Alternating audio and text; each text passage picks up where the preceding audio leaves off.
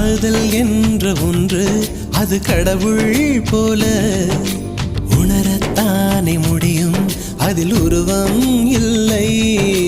காயம் கண்ட இதயம் ஒரு குழந்தை போல வாயை மூடி அழுமே, சொல்ல வார்த்தை இல்லை.